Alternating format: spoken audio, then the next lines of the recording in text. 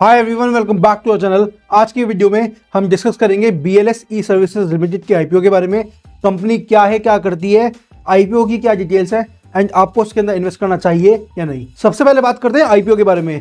ये एक book build issue है एंड आईपीओ का टोटल साइज है 310 करोड़ रुपीस एंड ये कंप्लीटली फ्रेश इशू है। आईपीओ ओपन अप होगा 30 जनवरी को, क्लोज होगा 1 फरवरी को। आईपीओ के शेयर्स की अलॉटमेंट फाइनलाइज होगी 2 फरवरी को एंड शेयर बीएसई और एनएसई पे लिस्ट होगा 6 फरवरी को। क्योंकि ये बुक बिल्ड इशू है तो उसका प्राइस बैंड रहेगा 129 रुपीज से लेके 135 रुपीज पर शेयर तक एंड एक लॉट के अंदर होंगे 108 शेयर्स एंड आपकी मिनिमम इन्वेस्टमेंट अमाउंट रहेगी 14,580 रुपीज की। ये तो हो गई आईपीओ की डिटेल्स। अब डिस्कस करते हैं कंपनी एग्जैक्टली क्या करती है। BLS ई सर्विसेज इनकॉर्पोरेट हुई थी 2016 में एंड कंपनी का मेन काम है कि ये डिजिटल सर्विसेज प्रोवाइड करते हैं बहुत अलग अलग डिफरेंट इंस्टीट्यूशंस को। जैसे इनका मेन काम है बिजनेस कॉरेस्पॉन्डेंट सर्विसेज प्रोवाइड करना इंडियन बैंक्स को। उसके अलावा ये असिस्टेड ई सर्विसेज प्रोवाइड करते हैं, मैं बताता हूँ वो क्या होती है। एंड उसके अलावा ये ई गवर्नेंस सर्विसेज प्रोवाइड करते हैं इंडिया के बड़े ग्रास रूट्स लेवल पे। इनफैक्ट आपने कंपनी का नाम सुना होगा BLS इंटरनेशनल, ये उनकी ही एक सब्सिडरी है। अब क्योंकि ये BLS इंटरनेशनल सर्विसेज की सब्सिडरी है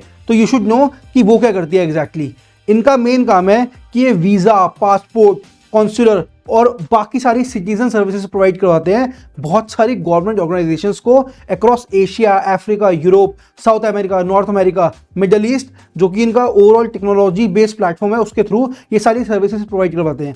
जैसे एक एग्जांपल ले लो कि किसी बैंक को KYC करनी है तो उसमें ये हेल्प करते हैं। ऐसी बहुत सारी चीज़ें होती हैं, उन सारी चीज़ों में ये इंडियन बैंक्स की हेल्प कर ही रहे हैं थ्रू द सब्सिडरी, लेकिन मेनली ये सारी गवर्नमेंट्स को अक्रॉस डिफरेंट नेशंस सर्व कर रहे हैं। इनफैक्ट इस डोमेन के अंदर इंडिया में ये इकलौती लिस्टेड कंपनी है। एंड अगर एग्जैक्टली BLS ई सर्विसेज की बात करें तो ये इंडिया के, जैसे मैंने बताया, ग्रास रूट्स लेवल पे काम कर रहे हैं। इनफैक्ट अगर 31 मार्च 2023 तक देखें तो उनका मर्चेंट नेटवर्क 92,000 पार कर गया है, जिसमें ये जो अनडिजर्व्ड और अनसर्व्ड पॉपुलेशन है इंडिया की, वहां तक ये पहुंच रहे हैं। इनफैक्ट अगर हम कंपनी के रेवेन्यू और प्रॉफिट की बात करें तो लास्ट ईयर में, मतलब फाइनेंशियल ईयर 2022 से लेकर फाइनेंशियल ईयर 2023 के बीच में कंपनी का रेवेन्यू बढ़ा है 150% and PAT, profit after tax बढ़ा है 277%, which is a very big deal. अब ये कुछ की परफॉर्मेंस इंडिकेटर्स हैं, इससे आपको एक ओवरऑल आइडिया लग जाएगा कंपनी की फाइनेंशियल स्टेबिलिटी के ऊपर। अब डेट टू इक्विटी रेशियो मेरी काफी फेवरेट है